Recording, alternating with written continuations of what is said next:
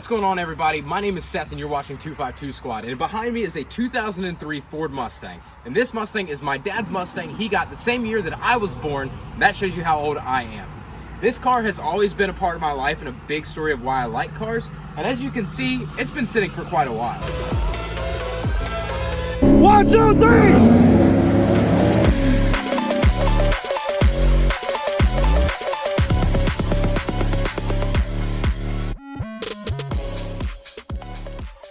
As you can see by me standing in the middle of trees, this thing has been sitting, and in fact, it's been sitting since 2021 with a broken TR3650 transmission.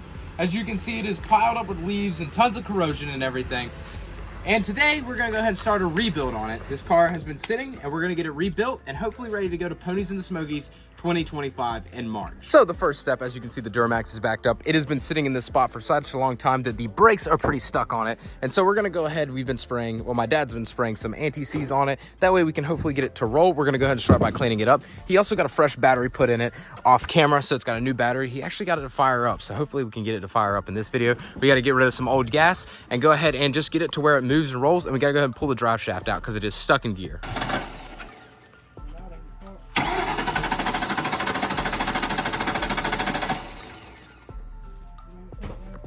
It's got that really bad gas in it. So the method here is we're hooking it up to the Duramax right now. We got it hooked up by the lower control arm. The brakes are completely seized up on it, so it won't spin at all. And we're gonna try to pull it back. They've been sitting and soaking in lubricant, so hopefully we can get it to move. But it is also stuck in gear, so that's gonna make it a little bit more fun. But hopefully we can get it.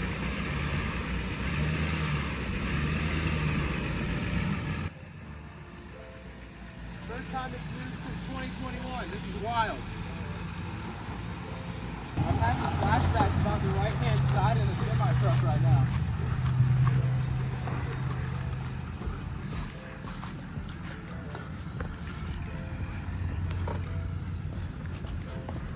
Yeah, 15-year-old Seth did not know how to drive a stick shift very well, and as you can see by the way we were parked, I sideswiped it into the front bumper of a semi-truck one time. Not my greatest moment. Before we really get any further in this, I want to explain what happened to this car and why this car sat. So this car was my dad's daily before he got his Duramax, and he was driving this thing back and forth with work.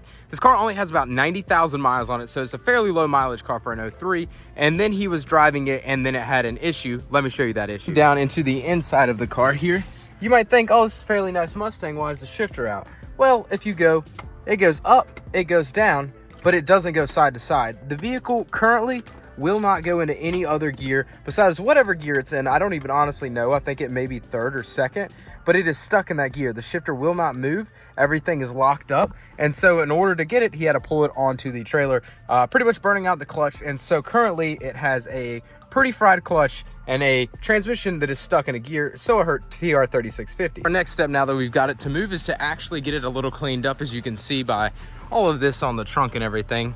Where it's been sitting, it hasn't been cleaned in quite a while, so we're gonna go ahead and try to get this red fire metallic paint hopefully cleaned up just a little bit. The car probably will be either painted or wrapped before pits, hopefully. But first step is just getting it cleaned up for a little bit. Actually, our real first step is getting out all this old gas, because who knows how long that's been in there for. I was trying to use my genius to get the fuel out, and I undid the fuel filter and everything, undid all the lines and got him to start it up, and the car actually fired right up.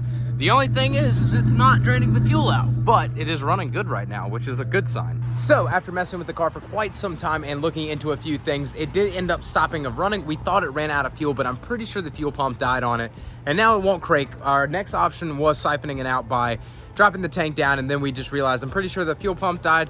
And so I think I'm just gonna wait on just making sure it ran. We know it runs. I think we're just gonna wait on that and focus on a few other little things, and I'll put a fuel pump in it when it gets to work, and I put the transmission in it. All right, so this is what we got for the transmission. This is a TR3650 with an OEM clutch here. I actually got all of this off of Facebook Marketplace from a dude for 700 bucks. So let's hope and pray that this all works. First wash in 4 years, no better time to do it in the middle of a thunderstorm. It's cleaning up actually pretty well though, so can't really complain at all. He put some really strong acid on it, and it is eating that stuff right off. But since it's raining, I'm gonna give updates as we go.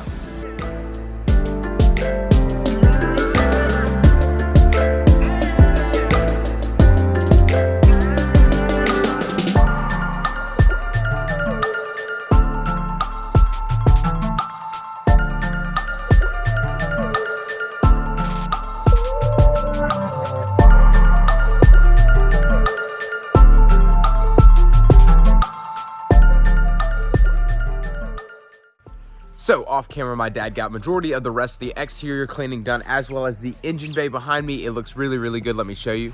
So he went through everything and got everything all cleaned up. There's a little bit of rust on the intake, but that's nothing to worry about. But all through here is all cleaned up. Actually does not look like it's been sitting for a while, besides the fact that the paint is pretty shot. You see there's like zero clear coat. You can even see where the pressure washer was taking lines off here, all across here on these trim panels. Literally the whole roof, you can see where the pressure washer was. That's just simply because there's no clear coat pretty much left. Don't worry about that. We're getting that fixed as well.